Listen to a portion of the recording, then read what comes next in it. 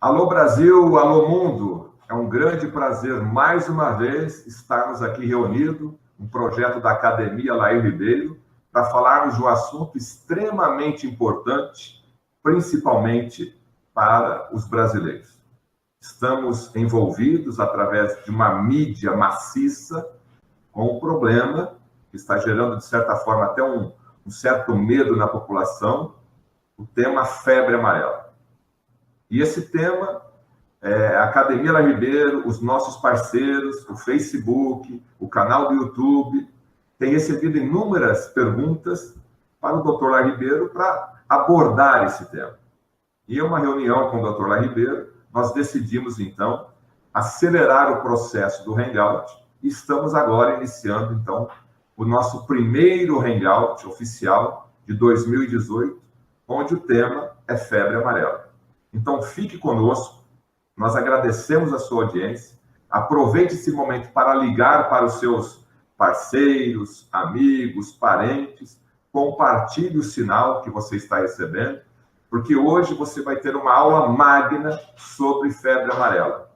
Todas as suas dúvidas, com certeza, serão respondidas aqui pelo nosso Dr. Lair Ribeiro, dentro da mais perfeita ética e dos seus 45 anos de estudos.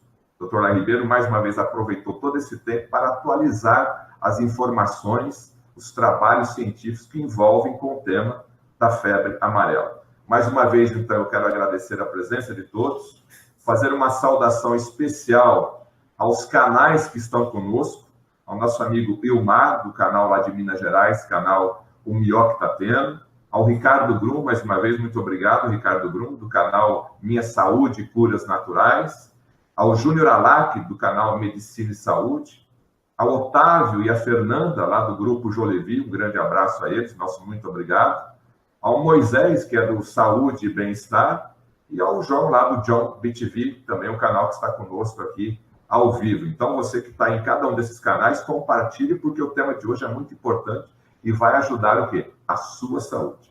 No Facebook, o pessoal lá, o Eden Faria, do grupo Em Busca de Pensadores, do Augusto Cury, do Capixaba da Gema e Utilidades Capixaba, o pessoal do Facebook lá com centenas de milhares de seguidores, ao grupo Mundo das Ideias, Lair Ribeiro, que é a Jéssica, um abraço, Jéssica, Carol, a Priscila, o Lázaro, a Bruna Alves e o Maurício Silva. Nosso muito boa noite também para vocês e todo o grupo aí que participa do grupo Mundo das Ideias, Lair Ribeiro. E o nosso amigo Luiz Sartorelli, grupo do Instituto Lair Ribeiro, seguidores do Lair Ribeiro. Nosso muito obrigado, Luiz Sartorelli, mais uma vez, boa noite. Para quem não conhece o Dr. Lair Ribeiro, eu acho um pouco difícil, mas mais uma vez eu vou fazer aqui a leitura oficial do currículo do Dr. Lair Ribeiro e na sequência a gente já vai começar o nosso hangout e nós não perdemos tempo aqui. O Dr. Lair Ribeiro é formado em medicina há mais de 45 anos, ele é cardiologista, mestre em cardiologia pela PUC do Rio de Janeiro, nutrólogo pela Abram e Associação Médica Brasileira. O Dr. Lair Ribeiro morou durante 17 anos nos Estados Unidos, período em que trabalhou em 3 universidades americanas, Harvard Medical School, Baylor College of Medicine e Thomas Jefferson University. Nesse período, também exerceu os cargos de diretor médico da Merck Sharp & Dohme e diretor executivo, alcançando a vice-presidência da Ciba Corporation, hoje Novartis. Autor de mais de 100 trabalhos científicos publicados em revistas médicas americanas indexadas, o Dr. Lair Ribeiro também publicou 38 livros, sendo 15 deles best-seller, 26 traduzidos para outros idiomas e hoje disponíveis em mais de 40 países.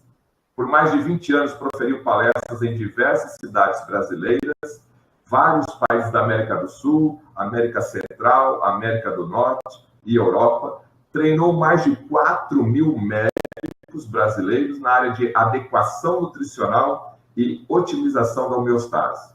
Atualmente, o Dr. Lair Ribeiro é professor de pós-graduação da Uningá, Centro Universitário Ingá, instituição avaliada pelo MEC, com o 4º melhor centro universitário do país, o segundo da região sul e o melhor do Paraná. Mais uma vez, muito boa noite a todos. Doutor Laí, é um prazer estar contigo. E a primeira pergunta, o que é febre amarela? Boa noite a você, telespectador que está aí nos assistindo. Muito obrigado pelo seu tempo. Essa noite vai ser de muita informação. Eu peço desculpa pela quantidade de informação que nós vamos passar. Então, vamos começar o processo. Febre amarela é uma doença infecciosa, aguda, sazonal, não contagiosa. Ela é causada por um vírus. Isso predomina entre dezembro e maio, porque o vetor que transmite a febre amarela, que nós vamos discutir, ele depende muito da temperatura ambiente e ele depende do índice pluviométrico, a quantidade de chuva que tem na região. Então, quanto mais chuva tiver, mais fácil para o mosquito reproduzir. Então, por isso que é sazonal, por isso que ocorre o pico entre dezembro e final de abril, princípio de maio. É uma doença não contagiosa. Isso significa que uma pessoa doente não pode passar para outra pessoa doente. Um animal doente não pode passar para outro animal doente. É uma chamada doença vetorial. O que é? A transmissão é vetorial. Ela exige, para passar de um organismo doente para um organismo são, de um vetor. E esse vetor é um mosquito, que, na realidade, nós, brasileiros, chamamos de mosquito. Mas, ao pé da letra, se você pegar a literatura inglesa e traduzir, seria, na realidade, um pernilongo. Não esse pernilongo comum que você conhece aí. Não é essa muriçoca que você conhece aí.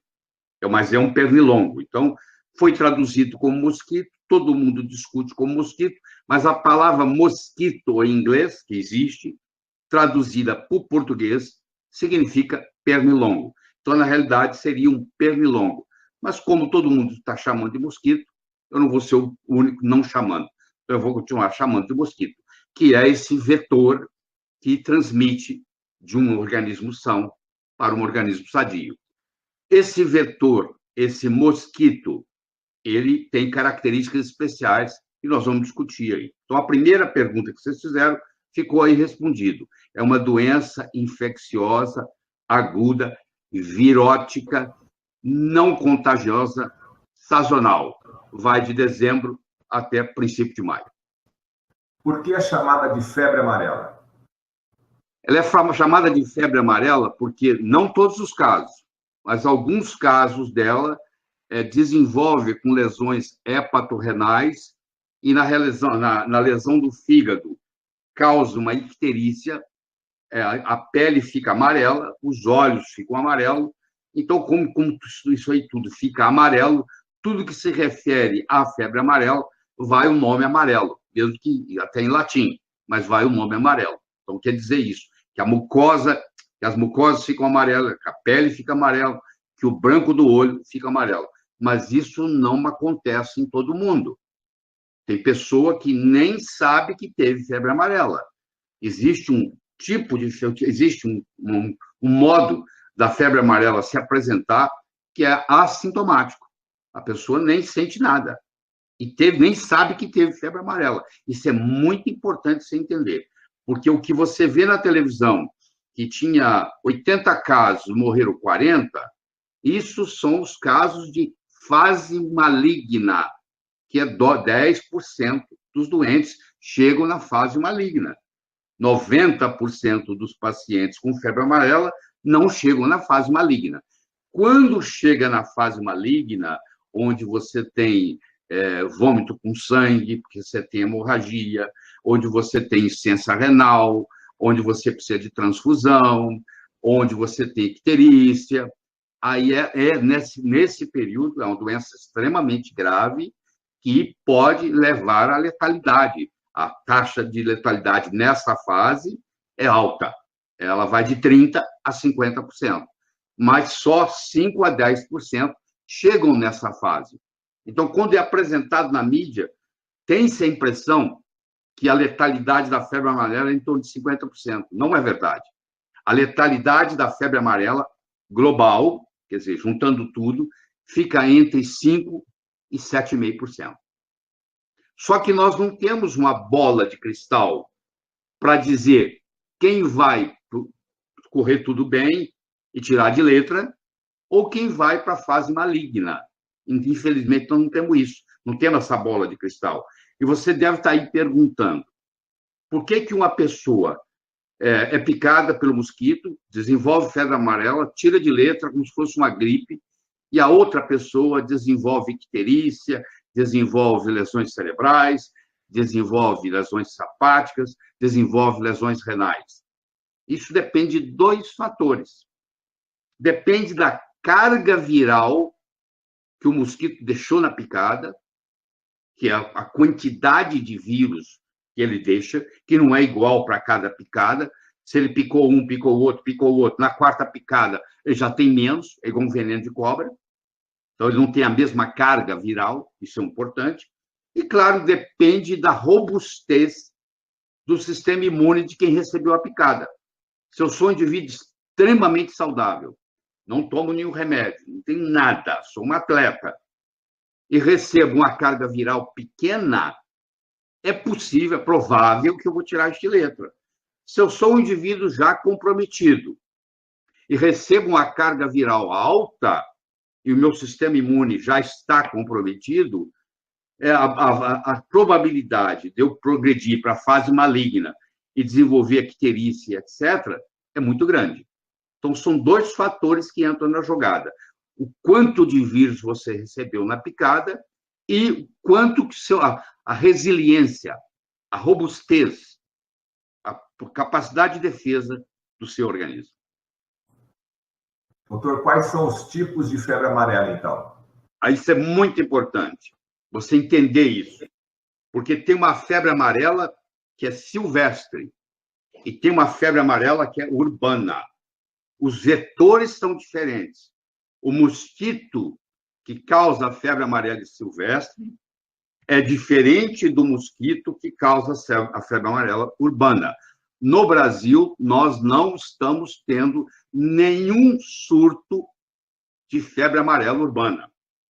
Aliás, o último surto que nós tivemos de febre amarela urbana no Brasil foi na cidade de Sena Madureira, no Acre, em 1942. E antes disso, o grande surto que nós tivemos foi no Rio de Janeiro, em 1929. Então, a primeira coisa que eu quero deixar bem claro para você é que os surtos que estão ocorrendo, eles são silvestres, eles não são urbanos. O trabalho que está sendo feito pelas autoridades sanitárias é no sentido de fazer uma prevenção para que essa febre amarela silvestre não se torne uma febre amarela urbana. Isso vai mostrar muito para você. Eu daqui um pouquinho vou poder discutir com você, se não agora, as características do mosquito. O mosquito que transmite a febre amarela silvestre tem duas famílias. Uma é o Haemococcus e o outro é o Sabetes. O Haemococcus tem várias espécies.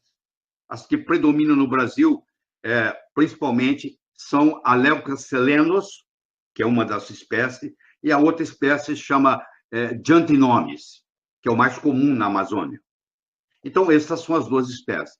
E o Sabetes tem também uma espécie que está aqui no Brasil, que é uma espécie que transmite mais ou menos igual ao Haemococcus. Então, nós temos o Haemococcus e temos o Sabetes, que são duas famílias, dois gêneros que transmitem. Vamos pegar o que eles pegaram aqui no Parque do Anhanguera, em São Paulo, que é o Leucocelenos, que é o Haemococcus leucocelenos. Vamos estudar as características dele. Ele tem 0,4 centímetro.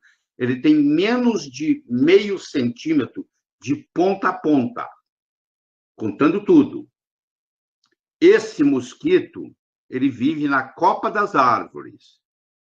Ele tem uma autonomia de voo, você imagina um mosquitinho daquele tamanho, o quanto que ele tem de combustível para voar, né? Porque você tem uma autonomia, você põe gasolina no seu carro, quantos quilômetros você pode andar? você põe no seu avião, quanto você pode andar. Bom, eles também têm uma autonomia de voo. E a autonomia de voo de um mosquito desse não chega a 2 horas. E agora você deve estar curioso em saber o quanto que ele voa de velocidade. 1,5 km por hora.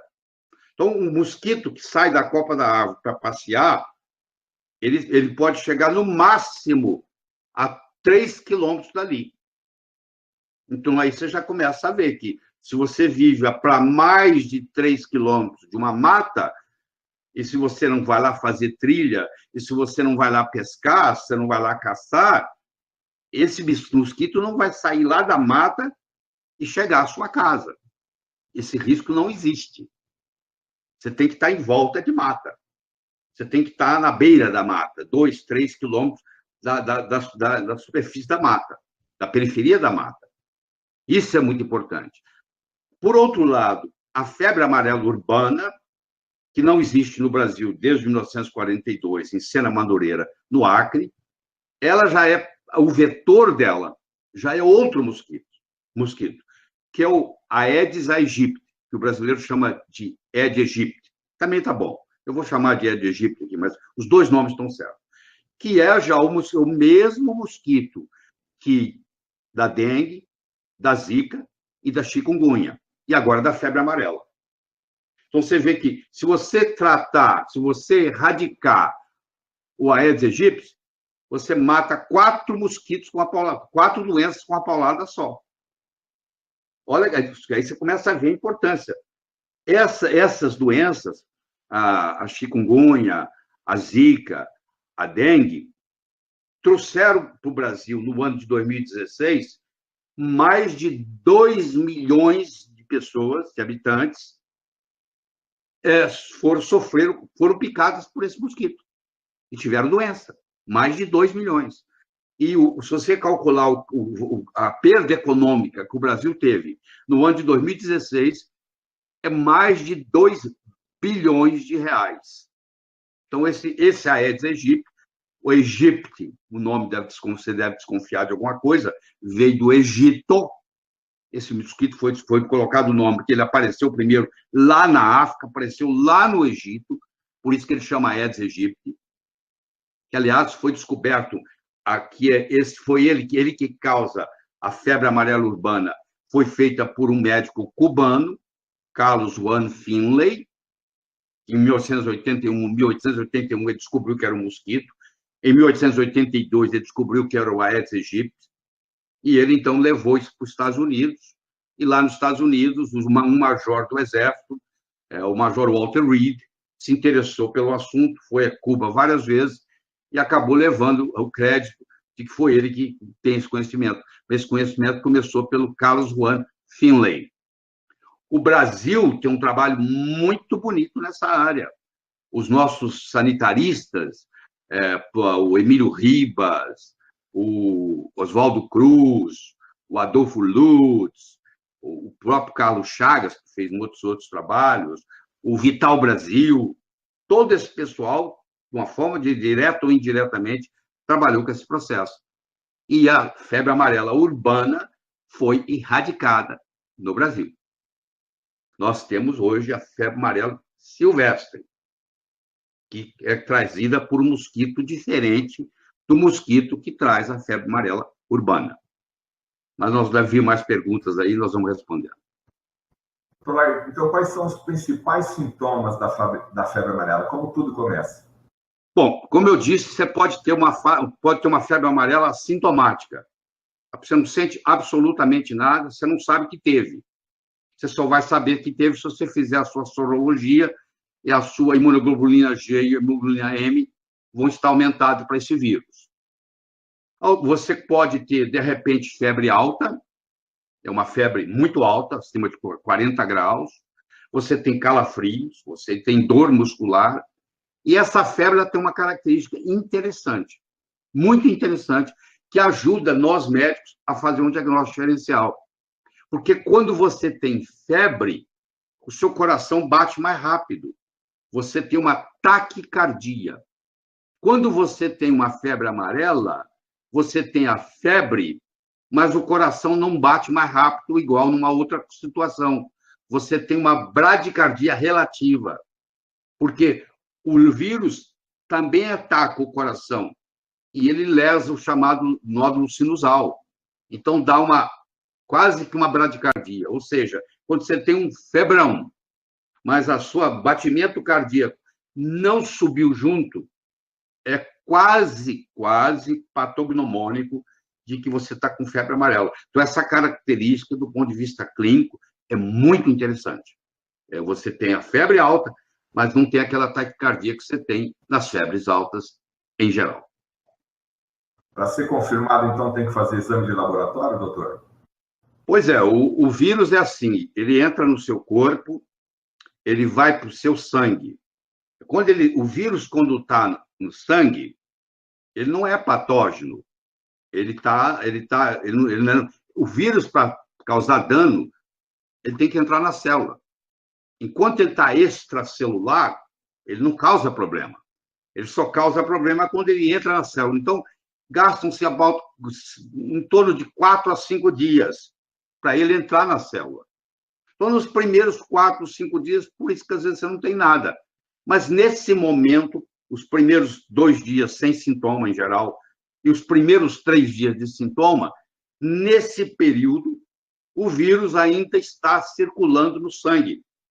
Os virologistas aí que estão me assistindo sabem que se chama capsídio, que é o formato que o vírus está no sangue, na forma de capsídio, que não é patógeno. É nessa fase que se tem o que se chama viremia. E que, se você for picado nessa fase, você vai transferir para o mosquito esse vírus. Entendeu? Você vai transferir para o mosquito esse vírus.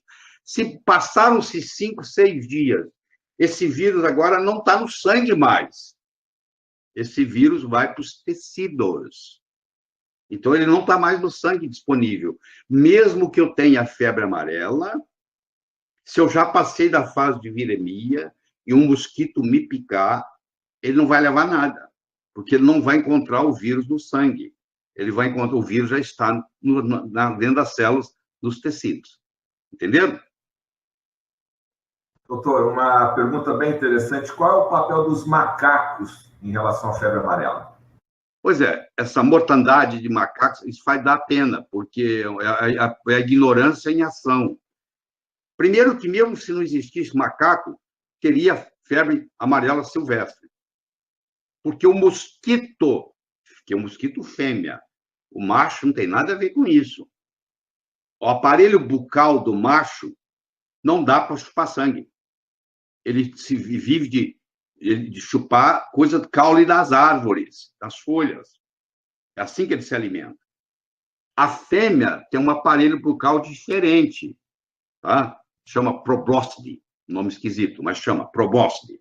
Esse aparelho bucal parece uma agulha de seringa, própria para chupar sangue. Então, desculpa, qual foi a pergunta? Qual o papel do macaco na transmissão da febre amarela? Então, o mosquito, uma vez que ele está contaminado com o vírus, a fêmea, ela, quando bota o ovo, o vírus já está dentro do ovo. A fêmea que vai nascer daquele ovo, ela já nasce infectada. Você está me entendendo? Não precisa de macaco. Essa história que o macaco é reservatório não é verdade. O macaco é um hospedeiro principal da febre amarela silvestre. E é fácil você entender isso. Os macacos vivem na copa das árvores, principalmente os búzios, o prego e menos o sagui. E esse mosquito fêmea, ele é primatófilo e hematófago, nomes difíceis. Ele gosta de primatas, humanos e não humanos. É o sangue que ele gosta de usar. E ele precisa se alimentar de sangue. Quando ele quer botar ovo, ele precisa de proteína. E essa proteína que ele precisa está no sangue. Então, ele vai pegar o macaco, vai extrair o sangue do macaco e vai usar. Mas mesmo que ele não, contaminando ou não o macaco, mesmo se o macaco não está contaminado, ele próprio já tem, se ele nasceu com vírus, ele vai a vida inteira botar ovo para os seus descendentes com vírus. Então, nós podemos tirar o macaco da jogada. Mesmo se morresse todos os macacos, a febre silvestre continuaria, porque ela faz parte da selva, isso faz parte da ecologia. Você diz o seguinte, mas se ela faz parte da ecologia, por que ela está nos prejudicando? Porque o homem, o ser humano, começou a adentrar nas florestas. Você começou a fazer condomínio de luxo dentro das matas. Eu quero natureza. E os mosquitos e as matas foram acabando. E os mosquitos, antigamente, quando você adentrava numa mata, ele fugia para dentro da mata. Mas agora não tem mais jeito dele fugir para dentro da mata, porque são ilhas de matas que tem. Então vai ficando assim, o homem entrou no hábitat do mosquito. É só isso. Porque ele começou a construir condomínios de luxo, caso que for, adentrando na mata, porque a cidade está crescendo, as cidades estão crescendo. Então começou esse problema. Mas eu quero que você entenda que o macaco é o sentinela. Por que eles dizem que o macaco é o sentinela? Porque você está numa mata, você encontra um macaco morto, isso é um sinal. Por isso que chama sentinela. Ele está como se ele estivesse tomando conta. É um sinal. Isso é uma epizootia, que chama. Nome difícil também. Epizootia. É quando os animais estão contaminados. Então, esse macaco agora ele vai ser examinado para ver se ele morreu de febre amarela. E os exames de sangue, ou da anátomo patológico, ou o estudo do chamado PCR, que nós vamos discutir depois, ou a sorologia, ou a histologia, vai mostrar que ele morreu de febre amarela. Então, se ele morreu de febre amarela, significa que o vírus está ali circulando naquela região. Só no estado de São Paulo, no ano de 2016, morreram mais de 500 macacos. Você tem uma ideia. E, infelizmente, alguns deles mortos por pessoas ignorantes que acham que se matar o macaco vai resolver o problema. Não, pelo contrário. O macaco está ali lhe ajudando. Você, enquanto o macaco morto, aliás, você não devia nem tocar, não é que vai pegar doença, não. O macaco morto não consegue te passar a doença. Você não consegue passar a doença de um doente para o outro, a não ser que tenha um vetor. Por isso que é uma doença virótica, aguda, não contagiosa. Põe bem isso na cabeça. Não contagiosa. Ninguém contamina ninguém. Se você tem uma pessoa com febre amarela na sua casa, você não corre nenhum risco de alguém passar, dessa pessoa passar a febre amarela para você. Então, o macaco, coitado, ele entra na jogada, ele é um hospedeiro, no caso da febre amarela silvestre, ele é o hospedeiro principal, e nós, os seres humanos, somos apenas hospedeiros acidentais. Você vai ver que todos os casos até agora, já diagnosticados nas cidades, eles não são autóctones, eles não são da cidade. É alguém que foi pescar, é alguém que foi fazer trilha, é alguém que viajou para uma região de risco. Então, não teve nenhum caso descrito no Brasil, desde que está seguindo agora, não houve nenhum caso que é autóctone da cidade. Ou seja, no momento, nós não temos febre amarela urbana. Nós temos a febre amarela silvestre, que sempre teremos. Não tem jeito de você erradicar a febre amarela silvestre. Ela faz parte da floresta. Entendeu bem? Só que nós não podemos adentrar lá no hábitat deles, porque nós vamos pagar as consequências. Ok, queremos agradecer aí a nossa audiência e pedir aí a gentileza das pessoas que estão nos assistindo a compartilhar essa informação. Ela é muito importante, estamos aqui abordando o tema febre amarela, um pedido de milhares e milhares de internautas, onde o Dr. Lair Ribeiro aqui se propôs a discutir esse assunto. Eu vou reforçar essa pergunta, doutor, porque ela veio repetida várias vezes. Então, é possível pegar a doença de um macaco infectado com o vírus da febre amarela? O senhor já respondeu, mas vamos reforçar isso, né? Não, não é possível. A doença, a febre amarela, é uma doença vetorial. O que significa isso? Eu tenho aqui um organismo doente, eu tenho aqui um organismo são, e eu tenho uma coisa chamada vetor, que vai transferir essa doença para quem está são. Esse vetor que transfere é, no caso, o mosquito. Então, o mosquito vai picar uma pessoa doente naquele período de viremia, que são mais ou menos 5 dias, depois daquilo já não pega mais. Se você está com 8 dias de febre amarela, o mosquito te pica, ele não vai levar nada, ele só vai levar sangue, porque o vírus já foi para os tecidos. E ele agora pode ir e pegar uma pessoa sã e injetar nela. Então, sem o vetor, não existe a transferência de um ser vivo para o outro. Isso é muito importante. Um macaco não consegue te passar a doença, uma pessoa doente não consegue passar para outra.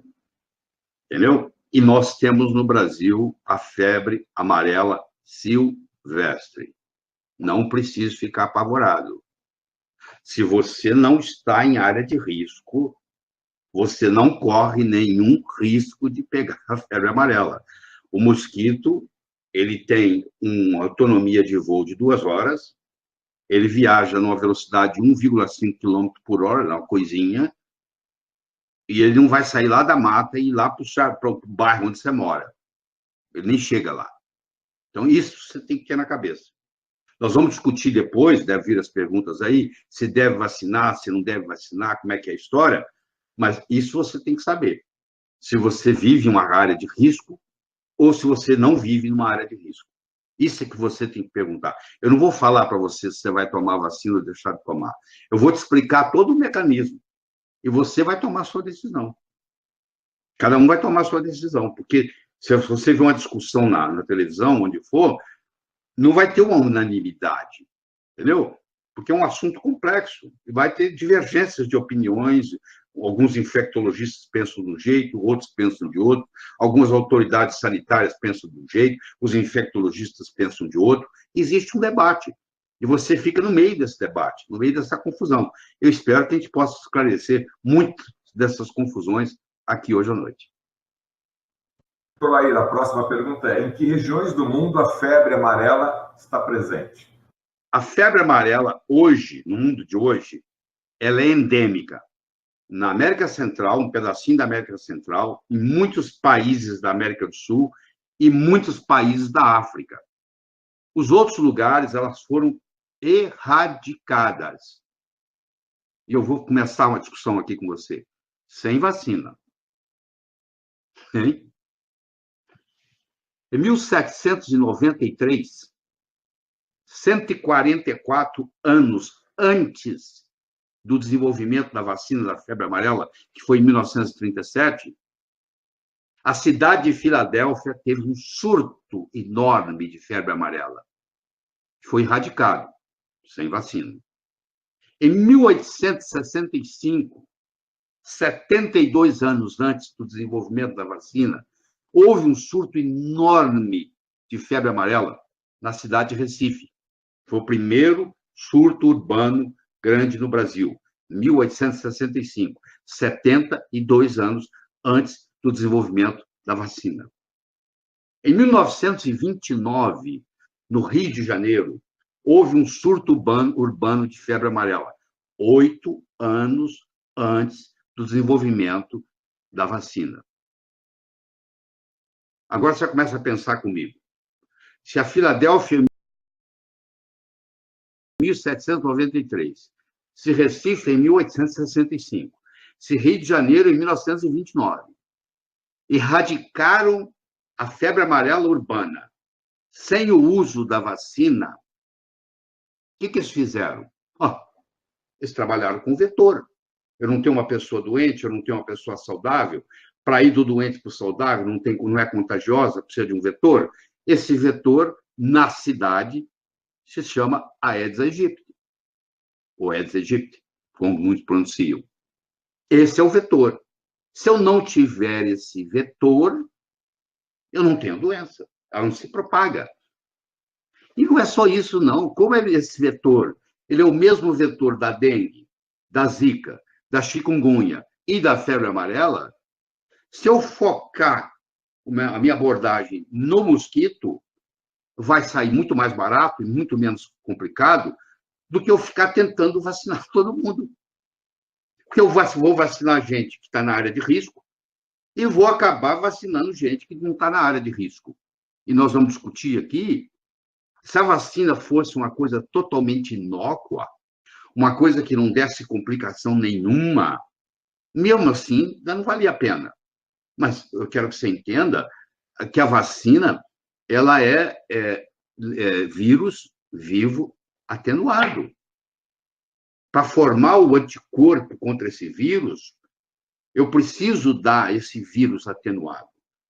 E eu lembro que eu disse que tem dois problemas que você tem que levar em consideração: a carga virótica e a resiliência do sistema imune.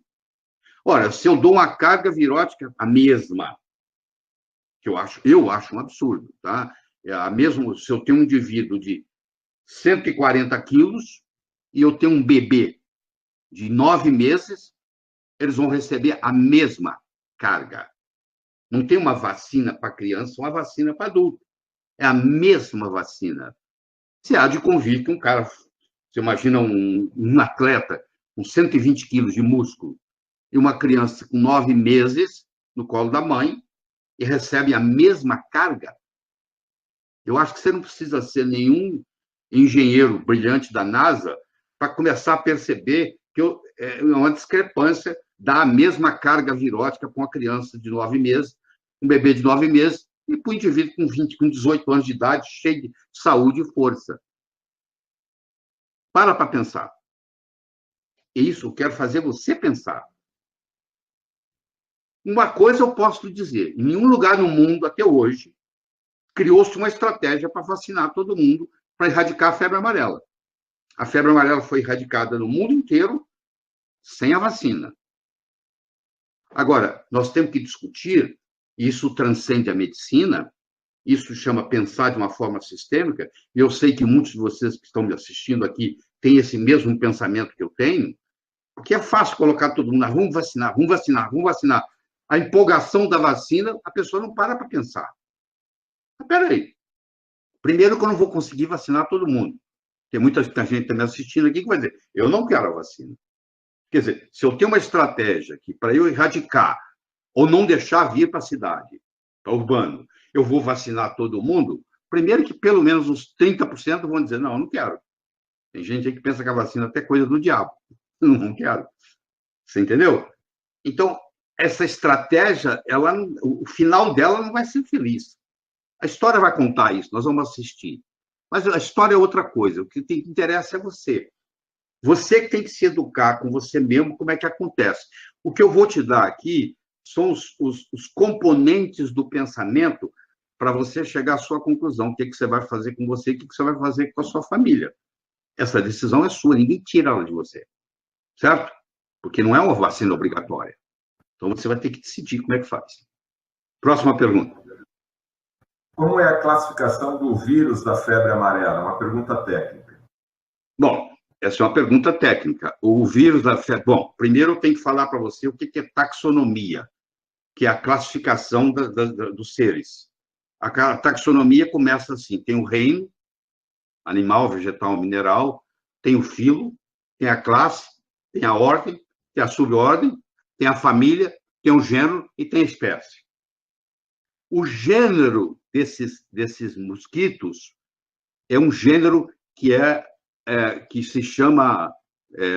peraí, vai vir o nome, é muita informação de uma vez. Chama Culicidae. Culicidae é a família. O gênero é o Hemagogos e o Sabetes, para silvestre. O Hemagogos, eu tenho o Hemagogos leucocelenus e eu tenho o Hemagogos jantinomis. E o Sabetes, eu tenho o Glaucomaedon. Desculpe, Daemon. Glaucodaemon. Bom, fiz a classificação para você. Isso aí é para quem estuda entomologia, que é a ciência que estuda insetos. Mas é importante você entender isso. Pelo menos alguns de vocês. Qual é a próxima pergunta? Qual é a indicação para vacinação contra a febre amarela, doutor? Aí começamos. É muito simples. A única indicação que existe é que se você vive, trabalha, circula ou vai viajar para uma área de risco. Se você mora, se você circula, se você trabalha ou se você vai viajar para uma área de risco, nós recomendamos que você faça a vacina 10 dias antes. Então, quando você aplica a vacina, como você vai estimular a chamada imunidade adquirida, onde os seus linfócitos B, sob a ação de uma série de interleucinas, vai virar plasmócito, e esses plasmócitos vão produzir as imunoglobulinas, no caso, IgG e IgM, que é característica para esse vírus, então você precisa de aproximadamente 10 dias. A analogia que eu faço é muito simples. Você chega em casa, liga a sua televisão, está passando um filme, você está assistindo, está ali pronto. Mas se você quer assistir um filme que está no Netflix, você tem que fazer um série de procedimentos até chegar lá. Não é simplesmente ligar, começou a assistir. Tem que preparar o vídeo. Aqui também é a mesma coisa. Eu faço a vacina, ela vai ter que preparar a sua imunidade. Isso leva, segundo os estudos, em torno de 10 dias. Então, se eu vou viajar para uma região de risco, eu tenho que, pelo menos 10 dias antes, fazer uso da vacina, para dar um tempo para eu criar essa imunidade adquirida, que chama, onde eu vou criar as imunoglobulinas específicas contra esse vírus. Próxima. Agora a pergunta inversa, doutor Laí. Quais são as contraindicações para a vacinação contra a febre amarela? Bom, então você já ficou claro. Se você não mora, se você não circula, se você não trabalha, e se você não vai viajar para uma área de risco, você toma vacina se você quiser. Porque o que você vai ganhar com isso é questionável, você tomar vacina. Agora, se você vai para uma área de risco, se você mora numa área de risco, tudo bem. Agora, como a vacina não é inócua, você tem uma carga virótica, você tem conservantes, você tem formaldeído que está lá e etc., você tem que levar em consideração o seu estado de saúde. Se você é uma pessoa que é uma mãe que está uma grávida, você pode lesar o seu bebê, o seu feto. Então, você vai procurar evitar o máximo. Você vai ter que conversar com o médico. Quando o bebê tem menos de 6 meses, então, no útero, de jeito nenhum. De 6 a 9 meses, no último trimestre, aí os doutores, uns vão dizer sim, outros vão dizer não. Você não pode vai ensinar uma criança até 6 meses de idade. Ela não tem nem reação imunológica para isso. Se você é transplantado, se você tem HIV, mesmo que você seja HIV positivo, mas você mediu lá, o seu CD4 está acima de 400, por exemplo, você poderia tomar vacina. Agora, se está abaixo de 350, você não pode. A sua diabetes está descompensada, você não pode. A diabetes está compensada, você pode. Eu tenho mais de 60 anos. À medida que nós envelhecemos, o nosso sistema imune vai entrando numa coisa chamada imunossenescência. Do mesmo modo que a sua pele envelhece, seu coração envelhece, seus músculos envelhecem, o seu sistema imune também envelhece. E você vai ver, se você for no hospital ali, a maioria das pessoas que estão lá são pessoas mais idosas. Você não encontra muita gente de 17 anos internada, a não ser que teve um acidente. Então, à medida que a gente vai envelhecendo, o sistema imune vai enfraquecendo. Então, uma pessoa com 60 anos, se ela toma 5 remédios, por exemplo, é diferente de uma pessoa com 60 anos que não toma remédio nenhum, tem a saúde perfeita. Então, a partir dos 60, você vai ter que conversar lá no posto, você vai ter que conversar com o seu médico, para você decidir se vale a pena ou não. A decisão é sua.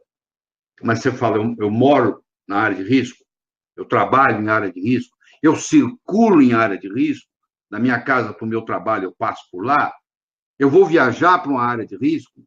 Bom, isso então merece você considerar a vacina. Deve vir pergunta aí, quais são os efeitos colaterais da vacina, e nós vamos discutir. E você leva em consideração o custo-benefício, ou seja, vale a pena ou não vale a pena? Nada de graça. There's no free lunch, como diz o americano. Não existe almoço de graça. Tem um preço para pagar. Às vezes você tem que pagar com a sua saúde para não pegar febre amarela. Isso aí é uma decisão sua na região que você está. Próxima pergunta. Uma pergunta interessante também, né? Todas aqui, na verdade. Além do tratamento sintomático da doença, existe algum tratamento integrativo? Você lembra que eu comecei definindo que febre amarela é uma doença infecciosa, aguda, sazonal, não contagiosa. Ela é aguda, ela não é uma doença crônica que fica no seu corpo, como, por exemplo, a esquistosomose, como, por exemplo, a doença de Chagas. Você tem, fica o repórter, ou a sífilis, fica lá, fase primária, secundária, terciária, etc. Latente, terciária. Então, o que acontece? É uma doença aguda, ela tem um ciclo. Mais ou menos 12 dias, você deve, se passou bem, você está curado. Você não tem nada. Não existe um tratamento específico para o vírus. Quando fala assim, não existe tratamento para a febre amarela. Claro que existe. Não existe tratamento específico para o vírus. Se você está sangrando, o médico vai te fazer uma transfusão. Se você desenvolveu insuficiência renal, o médico vai pedir uma hemodiálise. Entendeu? Se você tem lesão hepática, vai te dar medicamentos que vão melhorar o seu fígado. Se você tem uma hepatite fulminante, você pode chegar até a ter um transplante. Aconteceu essa semana passada, aqui em São Paulo, uma jovem tem um transplante hepático, porque estava com a febre amarela, desenvolveu uma hepatite fulminante, que provavelmente, tudo indica, morreria se não tivesse feito o transplante. Então, não existe um tratamento específico, mas existe uma gama de coisas que podem ser feitas, inclusive na área homeopática. Eu sei que muitos de vocês viram o nariz para homeopatia, eu recomendo que você pesquise um pouco mais, porque se você entende de física quântica, não existe expressão maior de física quântica do que a homeopatia. Eu acho que você deve testar, porque hoje eles fazem homeopatia na agricultura, eles falam que a homeopatia tem efeito placebo, mas eles pegam uma parte do campo, aplicam a homeopatia, na outra parte não aplica, planta café, você sabe qual o lado que pôs a homeopatia. Se funciona na agricultura, que não tem efeito placebo, então, essa história de dizer que é efeito placebo, mas isso é outra conversa. Mas tem, sim, na área homeopática, existem coisas muito interessantes que ajudam sobremaneira na sintomatologia. Eu não estou dizendo que vai destruir o vírus, eu estou dizendo que vai ajudar o seu organismo a responder melhor àquela situação. E aí? Um termo novo aqui para mim, doutor Lair, o que é vacinose? Vacinose é uma doença secundária à vacina. Então, você não tinha nada, você tomou a vacina e você pode desenvolver uma febre amarela vacinal, causada pela vacina. Como você já deve ter ouvido casos de gente que desenvolveu poliomielite, paralisia infantil. Aliás, hoje, a principal causa de paralisia infantil no mundo é a vacina, porque ela foi erradicada. Então, é também um vírus atenuado. Então, eu posso ter, sim, é raro. Você quer ir na literatura? A literatura mostra desde casos de 1 para 500 mil, ou até casos de 40 para 500 mil. Em 2007, teve uma vacinação de febre amarela no Peru, com uma reação muito grande. 40 casos em 500 mil, ao invés de um caso por 500 mil. Então, depende de uma série de coisas, inclusive da raça onde você está aplicando a vacina. Então, essa vacinose, que é a doença secundária à vacinação, ela pode existir. Por exemplo, se você tem uma alergia a ovo, como a vacina é feita usando embrião de galinha, então você pode ter uma alergia muito grande à vacina. Você pode ter um choque anafilático. É raro? É, mas eu tenho que falar isso para você. Eu não posso mentir para você que não vai acontecer nada. Pode acontecer. Não tem alguns casos de morte não acontecendo? 3 ou 4 casos de morte já em São Paulo, de vacina? Isso acontece. Mas milhões estão sendo vacinados. Então, primeiro, não é uma coisa inócua, não é uma água com açúcar. Isso você tem que levar em consideração. Não é uma água com açúcar. Você vai pagar um preço. Se você está doente, debilitado, gripado, tomou outra vacina semana passada, não está na hora de você vacinar, não. Você tomou uma outra vacina, você tem que esperar pelo menos 30 dias para tomar essa. Você deu para o seu filho a tríplice. Espera aí, você acabou de dar a tríplice viral, você não pode dar logo em seguida, você tem que esperar um mês, porque a sobrecarga da tríplice já é grande. É uma sobrecarga muito grande da criança. Entendeu? Então, tudo isso tem que ser levado em consideração. Bom, em cima desse seu comentário, existe alguma abordagem que permite diminuir a chance de desenvolver a vacinose? Existe, sim. Na homeopatia, por exemplo, existe uma substância chamada TUIA, THUYA, que você pode pesquisar na internet. Hoje, a informação foi democratizada. Ninguém mais tem monopólio da informação, isso é lindo. Antigamente, você só aprendia medicina se você estivesse na faculdade de medicina e os livros eram vendidos nas faculdades. Se você não estivesse lá, nem vendia na livraria, tinha que ir na faculdade comprar, o aluno. Não podia vender para mais ninguém, era como se fosse um segredo.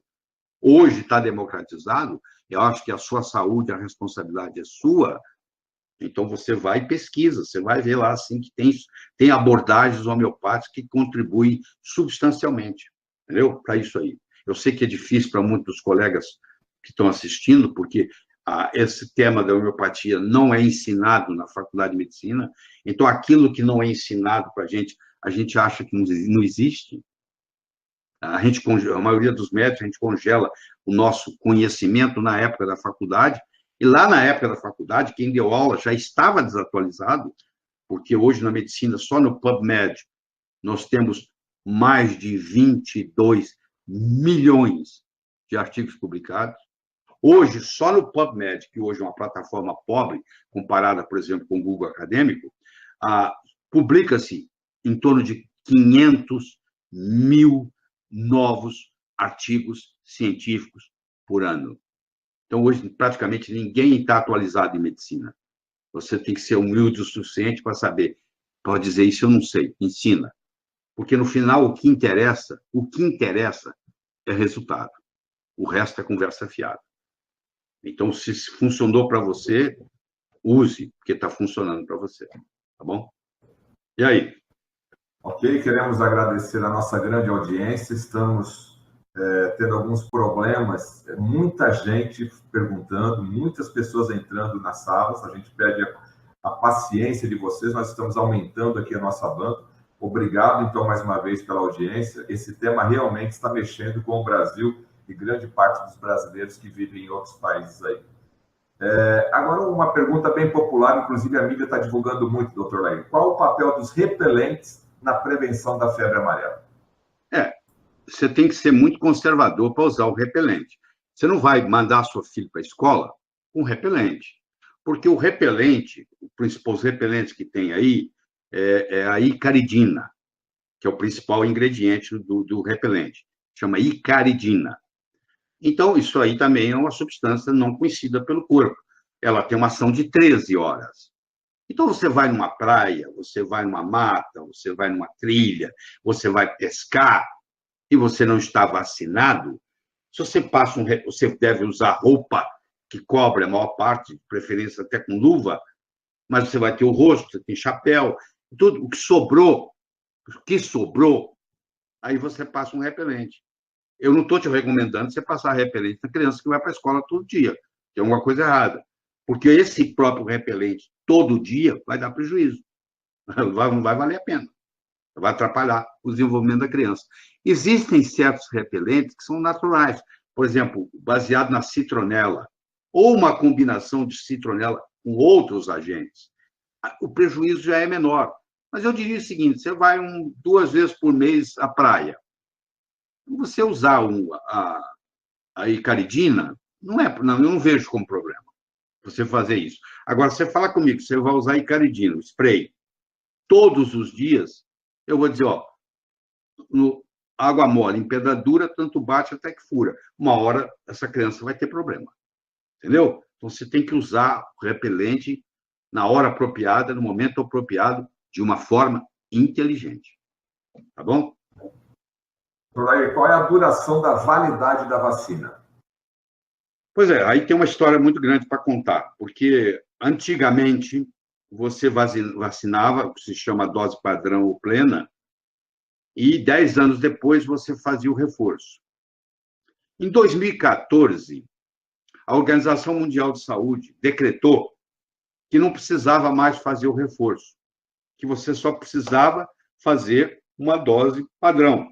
Você estaria coberto para o resto da vida, que também não é muita verdade. Hoje eu vou discutir isso com você. Aí, em 2014, a Organização Mundial de Saúde declarou isso. O Brasil não aceitou essa recomendação. O Brasil levou de 2014, não estou falando que está certo ou está errado, estou dizendo que não aceitou. O Brasil só liberou isso em 2017. Então, a partir de 2017, o Brasil adotou essa conduta da Organização Mundial de Saúde, que você precisa só de uma dose. Se você já foi vacinado, é o suficiente. Em termos epidemiológicos, isso é verdadeiro. Mas, primeiro, a vacina não cobre 100%. Se eu vacinar 100 pessoas, 3 delas não vai surtir efeito, porque a eficácia da vacina é em torno de 97%, 98%. E tem mais. Como diz que dura a vida toda? Tem gente que, depois de um certo tempo, eu já vi casos assim, que você faz a titulação dos anticorpos contra o vírus da febre amarela e eles não existem mais. A pessoa tem 19 anos de vacinado.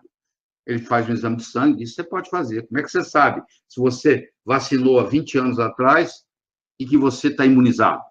Bom, você faz a titulação dos anticorpos, é uma sorologia que chama, é o método ELISA, no laboratório, você pede o método ELISA, eles fazem, eles vão detectar e quantificar o seu IgA e o seu IgM, desculpa, o seu IgG e o seu IgM, são as duas imunoglobulinas, e se elas estiverem dentro de um nível, eles vão dizer que você está imunizado. Se elas não estiver abaixo, mesmo que na teoria uma dose seria suficiente, não foi nesse caso. Medicina, gente, não é matemática, não é 2 e 2 é 4. Infelizmente, às vezes pode ser mais, às vezes pode ser menos.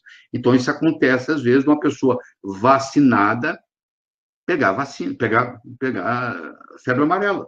Eu já sei de vários casos de pessoas vacinadas 20, 30 anos atrás que pegaram febre amarela. Então, não é também 100%. Nada é 100%. Tá? Vou fazer agora, doutor Nair, 2 perguntas que estão relacionadas em uma só. Primeiro, saber se a vacina produzida no Brasil é uma vacina de excelente qualidade, de alta qualidade. E uma curiosidade, como a vacina da febre amarela foi desenvolvida no Brasil, e quando algum cientista desenvolve uma vacina, normalmente ganha o prêmio Nobel. Por que nós não ganhamos, doutor Nair? Bom, a vacina brasileira é de muito boa qualidade. O Biomanguinhos, a Fiocruz, a Fundação Oswaldo Cruz, é um dos poucos centros no mundo que produz vacina de febre amarela. Não é só isso. O Brasil exporta vacina de febre amarela para mais de 50 países. Desde a época de Oswaldo Cruz, o Oswaldo Cruz, inclusive, foi treinado no Instituto Pasteur. Eu estava lendo uma história hoje. Dom Pedro II correspondia com Luiz Pasteur, as cartas de Dom Pedro II para Luiz Pasteur, de Luiz Pasteur para Dom Pedro II, o Dom Pedro II querendo que o Pasteur viesse ao Brasil estudar a febre amarela, e aí o Oswaldo Cruz foi lá, ficou especialista, e o presidente Rodrigues Alves, que perdeu uma filha com febre amarela, ele escreveu uma carta para o Instituto Pasteur, dizendo para recomendar para ele um sanitarista de valor que eles contratariam e traria para o Brasil. E a resposta que o Instituto Pasteur deu foi que não tem ninguém melhor para você escolher do que Oswaldo Gonçalves Cruz, que é o Oswaldo Cruz, nesse trabalho. Então, esse trabalho começou, não é de hoje. Como eu disse, o Emílio Ribas participou disso, o Vital Brasil participou disso, o Adolfo Lutz participou disso. Então, é um grupo de sanitaristas brasileiros renomados, conhecidos internacionalmente, fizeram. E o Instituto Biomanguinhos, lá, Fiocruz, eles têm um centro tecnológico de vacina que é um dos melhores do mundo, tá? Comparado ao francês e etc. Acho que tem 3 ou 4 centros no mundo que produzem a vacina contra a febre amarela. Então, nesse aspecto, eu não vejo problema. Mas qual é a segunda parte da pergunta? Se nós criamos, desenvolvemos essa vacina, por que nós não ganhamos o prêmio Nobel? Bom, na realidade, a vacina, finalmente, apesar do Brasil ter tido esse trabalho todo e feito testes, quem, na realidade, desenvolveu a vacina contra a febre amarela foi Max Taylor. Max Taylor era um médico da África do Sul, também microbiologista, estudou medicina na Inglaterra, trabalhou no Hospital St. Thomas, foi para os Estados Unidos, foi para Harvard. De Harvard, ele foi contratado pelo Instituto Rockefeller, foi para Nova York. Em 1937, ele desenvolveu a vacina da febre amarela e em 1951 ele ganhou o Prêmio Nobel por isso. Na realidade, então, foi esse sul-africano, naturalizado americano, que desenvolveu a vacina finalmente e colocou ela no mercado. Então, o mérito foi para ele. O Brasil teve um papel, sim, nesse desenvolvimento. Queremos agradecer mais uma vez a audiência. Já passamos das 21 horas, né? Estamos aqui já na 25ª pergunta. Muito obrigado aí pela audiência. Já estamos chegando aqui na reta final do nosso programa, mas vamos continuar aqui. Essa sigla eu não conheço, doutor Lair. O que é DVA e como complicação da vacinação?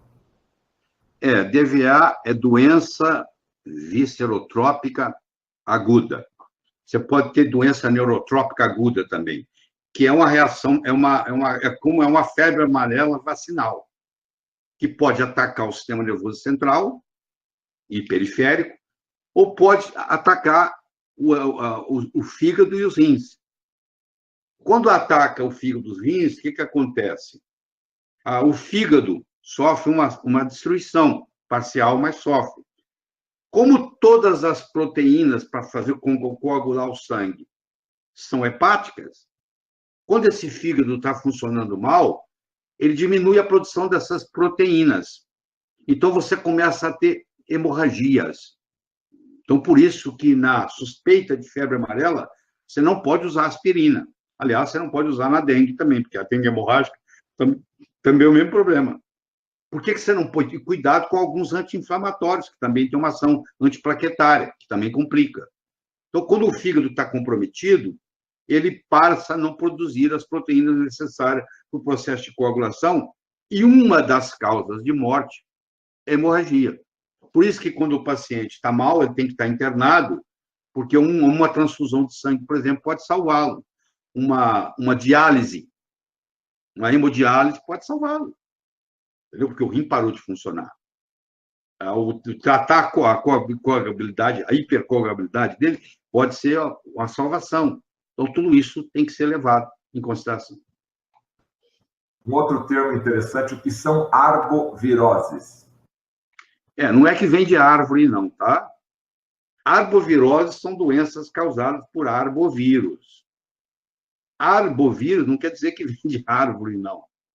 Se eu for lá na taxonomia, eu falei para vocês que esses vírus, o vetor deles são artrópodes. Você lembra lá da história da taxonomia, que tem o reino, tem o filo, tem a classe, tem a ordem, tem a subordem, tem a família, tem o gênero e tem a espécie? Pois é, o maior filo animal que existe é o filo artrópode, que inclui todos os insetos e todos os aracnídeos. Então, isso aí é uma sigla. Arbo é uma sigla. O ar vem de artrópode, o BO vem de born, mas não é born no sentido de nascer, não. É BORNE, que é no sentido de carrear. Então, é quem transporta, é o artrópode que transporta, é um vírus transportado por um artrópode. Tem mais de 500 arbovírus estudados. Nós aqui estamos interessados no da dengue, no da zika, no da chikungunya e no da febre amarela. Os 4 são arbovírus. Então, uma doença causada por um arbovírus é uma arbovirose. Então, a febre amarela se classifica como uma arbovirose. Na sua opinião, doutor Lair, qual deve ser a meta das autoridades sanitárias? A meta das autoridades sanitárias deve ser controlar a febre amarela silvestre e erradicar a febre amarela urbana. Você não tem jeito de erradicar a febre amarela silvestre. Ela existe e existirá para sempre nas florestas. Tá? Então, a silvestre está lá. Você não consegue erradicar. Você controla ela. Como eu estava dizendo no começo dessa palestra, como o ser humano está adentrando para as florestas, a cidade não tem mais onde crescer, começa a construir condomínios de luxo na natureza, no meio da floresta, e os mosquitos não têm para onde ir, eles começam a interagir com a gente, porque nós adentramos no hábitat deles. Então, nós temos que controlar a silvestre e temos que erradicar a urbana.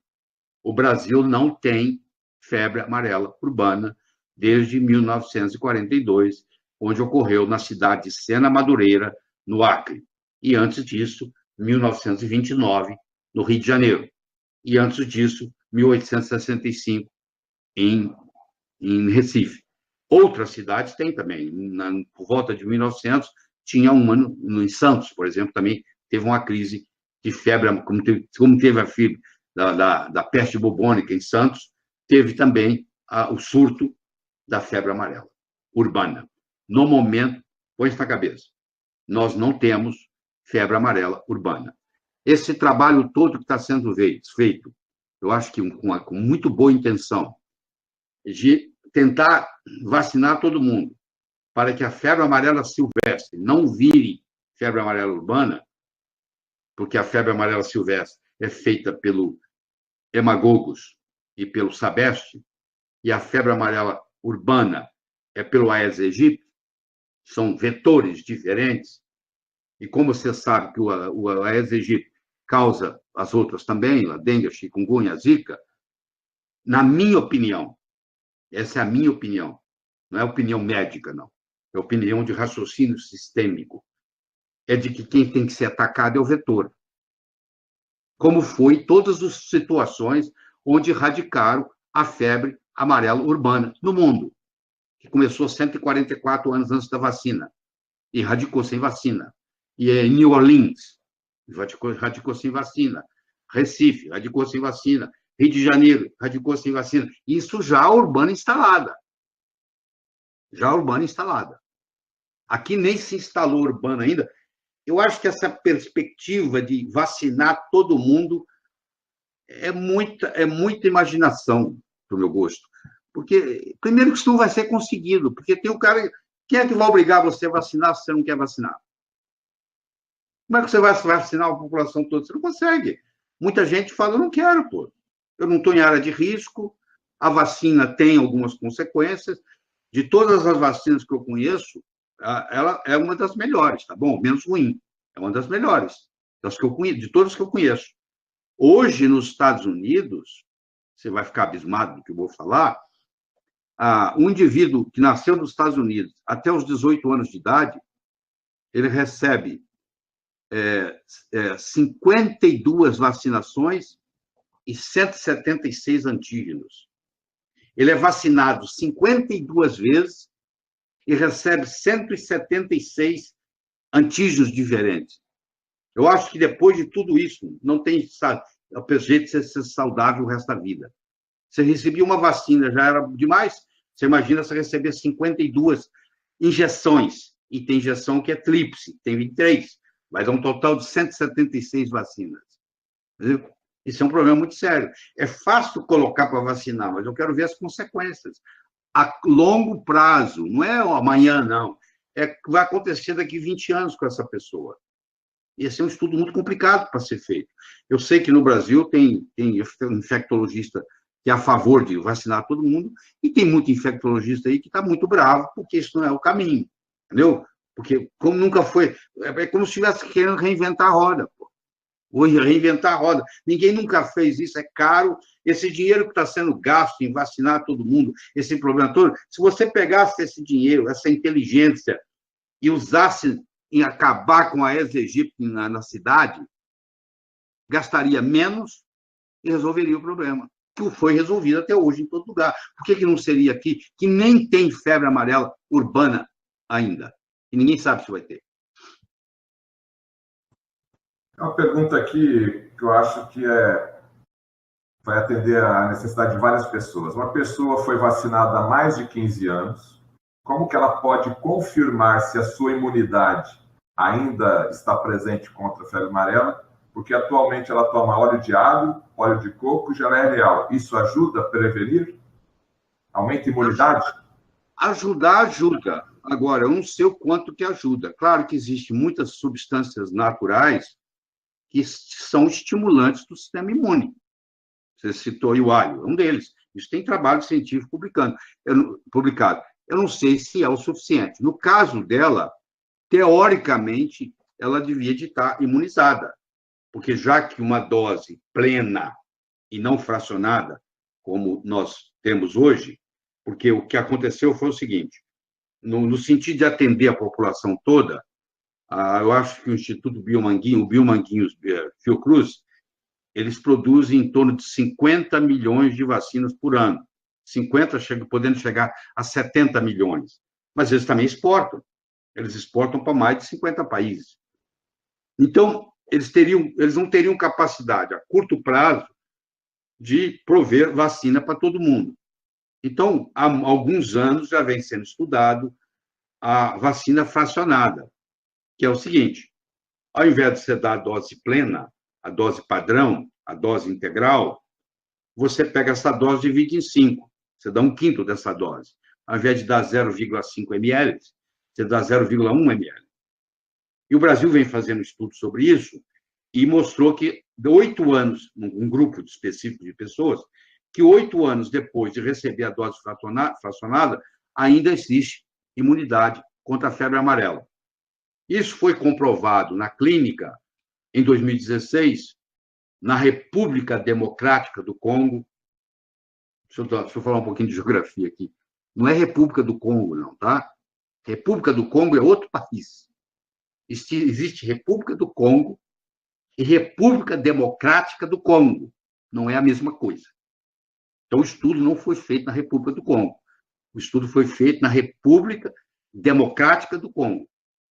E foi feito em Angola, com resultados aparentemente positivos, pelo menos essa é a descrição. Então, comprovando que os brasileiros já vinham estudando essa fracionada. Quem sabe um dia essa fracionada vai virar padrão. Seria muito interessante, porque se você pode fazer com um quinto da dose o que você faria com a dose inteira, acredito eu que os efeitos colaterais da vacina vão diminuir, porque tudo é uma questão de carga. Ora, se eu vou tomar 5 vezes menos, a minha carga no meu sistema vai ser 5 vezes menor. Então, é uma questão não só qualitativa, mas quantitativa. Aí, no caso, sempre quantitativo. Não tem um jeito de ser diferente. Então, o raciocínio leva a isso, que uma fase fracionada. Agora, como até agora só tem 8 anos, a tendência é o seguinte, se ano que vem é 9 anos, tá, continua, 10 continua, quem sabe vai continuar. Só que isso aqui acontece no Brasil, acontece na República Democrática do Congo, acontece em Angola, só que a Organização Mundial de Saúde ainda não aceitou isso. Então, o que acontece? Quando você vai viajar para uma região que tem febre amarela, aquele país que tem a febre amarela exige que você é vacinado. Aí você tem que vacinar com a dose padrão. E você leva isso lá na Anvisa, lá no aeroporto, e você recebe o chamado CI, Certificado Internacional de Vacina ou Profilaxia, CIVP. O CIVP é um certificado que você recebe e você está vacinado. Aí tem gente que não sabe disso, está correndo lá para vacinar porque vai viajar para os Estados Unidos. Os Estados Unidos não exige vacina de ninguém, porque lá não tem Aedes aegypti, eles já acabaram com ele. Porque, se lembra? Você pode estar doente, tem que ter vetor. Eles acabaram com o vetor, erradicaram o vetor. Então, eles não estão preocupados se você está com febre amarela. Agora, se você viaja para o Egito só deixa você entrar lá se você estiver com a febre, com um certificado de vacina. Porque vai que você vai lá e pega febre amarela lá e processa o governo que você pegou febre amarela lá. Ele não quer problema. Agora, estava acontecendo um erro aí, eu não vou citar, mas tem aerolíneas que diz assim, brasileiro agora para viajar tem que ter certificado internacional de vacina ou vacinação ou profilaxia. Isso não é verdade, pô. O país é que exige onde eu vou. Se o país tiver, você entenderam a diferença?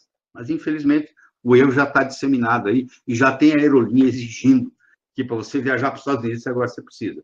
Então, você vê que a aerolínea que você está indo, porque se for uma aerolínea só, por enquanto, está fazendo isso, que não deveria, mas se não for, você não precisa se preocupar com nada. Se o país, os Estados Unidos, não exige, mesmo que o Brasil esteja cheio de febre amarela, eles não estão nem aí, porque lá não tem mosquito, não vai passar de ninguém. Você não vai conseguir contaminar ninguém, mesmo que você esteja doente, porque é uma doença não contagiosa. Dá tempo ainda para mais uma pergunta, doutor Lair? Vamos lá. Estamos vivendo aqui uma época de muita chuva. Mais chuva, doutor Lair, significa mais mosquito ou menos mosquito da febre amarela aqui? O índice pluviométrico, que é a quantidade em milímetros que chove, é diretamente proporcional, e a temperatura, à proliferação do mosquito. Por isso que ela é uma doença sazonal. Ela vai de dezembro ao final de abril. Nesse período, que é o período de chuva, e o período de calor, é quando ela se manifesta. Entendeu? Então, é assim, quando tem mais chuva, tem mais proliferação do mosquito. Bom? Na sua opinião, o que deve ser feito para exterminar de uma vez por todas a febre amarela silvestre no Brasil? Não existe jeito de exterminar a febre amarela silvestre. Uma vez instalada, é para sempre. Porque você teria que matar todos os mosquitos das copas das árvores. Não precisa do macaco. Eu expliquei. A fêmea é a única que chupa sangue. É a única que tem um aparelho bucal parecendo uma agulha de seringa para chupar sangue. Porque ela precisa do sangue. Ela é hematófaga. Ela se alimenta de sangue. E ela é primatófilo. Ela gosta de primatas. Não humanos e humanos, mas de preferência não humanos. Então, ela por si sozinha, ela faz a filha já nascer com o processo. Existe um trabalho na USP, que eu li há uns tempos atrás, onde eles fizeram um mosquito transgênico, onde o mosquito, quando copula, só tem filho macho, não tem filho fêmea. Então, eu não sei o quanto que isso podia alterar a ecologia, não sou especialista nisso, mas a ideia é interessante. É você criar esses mosquitos transgênicos, que só faz filho macho, e aí, como é a fêmea que bota, como é a fêmea que chupa sangue, acabou o problema. De repente, você ia acabar com os Aedes, porque só ia nascer macho, não ia nascer fêmea, não tem jeito de reproduzir. E ia morrendo e acabava. Eu sei que isso já tem pesquisa disso, em que momento que está, eu não sei, mas essa possibilidade existe aí e foi desenvolvida aqui na USP, aqui em São Paulo. Entendeu? Bom, já que estamos passando uma série de informações, na sua opinião, qual é a melhor fonte para se obter informação sobre a febre amarela no Brasil?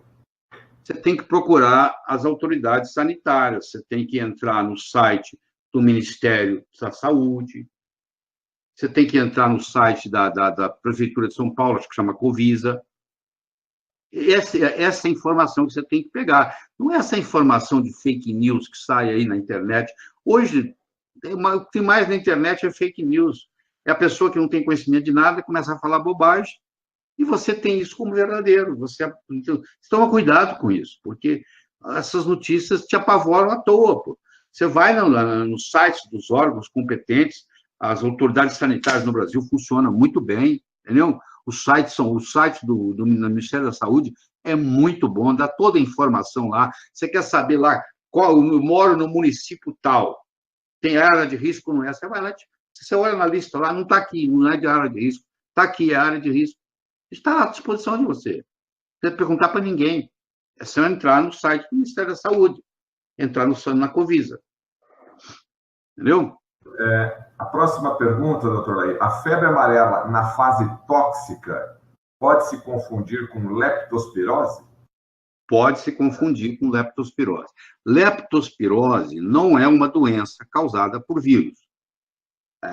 Leptospirose é uma doença causada por bactéria.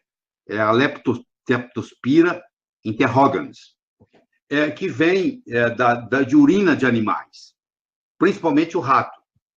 Então, são roedores. Roedores que não faz mal para eles, não, tá? Eles carregam a bactéria Leptospira interrogans, mas eles não ficam doentes. Mas eles urinam. Então, por exemplo, água de enchente. Então, tem um enchente, você entra na água de enchente, um risco que você tem é de pegar a leptospirose. A diferença é brutal, porque a leptospirose ela é causada por bactéria. E ela é tratada com antibiótico. A febre amarela é vírus. Não se deve usar antibiótico. Antibiótico é alimento para vírus. Eu sei que eu estou chocando muita gente com isso aí, mas essa é a informação que está saindo do MIT recentemente. Pelo contrário, o uso de antibiótico até estimula o vírus. Agora, a leptospirose, não. Ela é uma infecção bacteriana e para você matar o leptospira, e ela tem uma incidência muito maior do que a febre amarela. Teve, no ano de 2016, enquanto teve 907 casos de febre amarela no Brasil, teve 33 mil casos de leptospirose. Ela confunde a da icterícia, ela dá a lesão hepatorrenal, ela tem uma letalidade parecida com a febre amarela. Por que você não está na televisão, hein? Sabe por que ela não está na televisão? Você quer saber? Porque não tem vacina. Tem, mas não tem disponível no Brasil. Como não tem vacina, não tem nada para fazer. Não dá discussão. Mas ela é 36 vezes mais comum do que a febre amarela no Brasil. 33 vezes. 3.300%. Você quer ver outra coisa impressionante? No ano de 2016, morreram 43 mil pessoas de acidente de trânsito. 43 mil pessoas morreram de acidente de trânsito no Brasil em 2016. 314 brasileiros morreram de febre amarela no Brasil em 2016. 314. 43 mil. 144 vezes mais. 111 vezes mais. 111 vezes mais. Engraçado, né? Você não está preocupado, né? 111 vezes mais. 43 mil mortes contra 314. É bom você escutar esses números para você começar a ter uma relatividade no seu pensamento. Se leptospirose é 36 vezes, 3.600 vezes, 36 vezes, 3.600 vezes mais frequente do que febre amarela, e ninguém fala nada. E as 43 mil mortes contra 314? Isso coloca você numa perspectiva. Então, o que acontece? A mídia está aí para ajudar, e ajuda muito. Mas como a mídia, quanto mais você conversa, mais o assunto aumenta. Então, começa a criar um pavor na população. Se você não mora em área de risco, você não está preocupado com nada, pô. O mosquito não vai sair lá da mata e vir na sua casa, não. Ele não tem autonomia de voo para isso. O tanque de gasolina dele não dá para isso. Você entendeu? Estamos aprendendo aqui com o Dr. Léo Ribeiro, estamos realmente pensando de forma diferente, e é esse o nosso objetivo.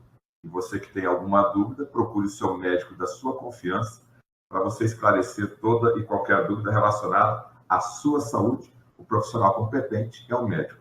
Doutor Léo, nós vamos aqui para as duas últimas perguntas, tá? Já são 21 horas e 30 minutos, pode ser? Pode ser, duas últimas. O que é epizootia? É assim que fala? Epizootia é toda doença causada, é toda epidemia causada em animais. Quando você encontra um macaco morto numa floresta e ele foi por febre amarela, você vai ver que logo vai acontecer, você vai ver outro. É igual quando você chega numa praça e tem um pombo. Você nunca viu um pombo ficar sozinho. De repente está chegando mais pombo, mais pombo, mais pombo. Você viu um pombo, vai chegar mais pombo. Você viu um macaco morto numa floresta, eu te garanto que você vai ver mais. É só ficar esperando, porque está acontecendo uma epizootia, ou seja, os animais não humanos estão contaminados, no caso, o macaco. Tá? A última pergunta, em que consiste o teste de PCR, reação de polimerase em cadeia? Esse é um teste genético que você faz para fazer a tipagem e a carga viral do vírus, qualquer vírus. Então, no caso do vírus da febre amarela, é um vírus RNA, consequentemente, fita simples. Então, você faz o chamado PCR, que é a reação em cadeia da polimerase. E aí você determina se aquele é realmente o vírus da febre amarela. Você identifica ele. Você faz a tipagem dele. E não só você faz a tipagem, como você faz determinar qual é a carga viral que você recebeu. Isso é feito nos primeiros dias da picada. Os primeiros 5 dias da picada, se você quiser fazer um diagnóstico, você tem que usar o PCR. Depois de 5 dias, já não tem viremia mais, aí você tem que esperar mais 2, 3 dias, aí vai fazer a sorologia. Você vai fazer a titulação dos anticorpos IgG, IgM, contra o vírus da febre amarela no sangue. Meus amigos aí de todo o Brasil e de vários países que estão nos assistindo, nós agradecemos a sua audiência, queremos agradecer aos grupos que estão conosco aqui. A audiência foi, com toda certeza, acho que batemos o nosso recorde aqui, o tema foi bastante esperado por toda a comunidade aí que segue o Dr. Lai Ribeiro, um assunto também que desperta o interesse da mídia. Queremos agradecer mais uma vez aí o Mário, o Ricardo Brum, o Júnior, o Otávio, a Fernanda da Jolivie, o Moisés, o João, o Éden, a Jéssica, a Carol, a Priscila, todos eles fazem parte do grupo aí que está nos ajudando a transmitir em cadeia essas informações. Estamos ao vivo, tanto pelo YouTube como pelo Facebook.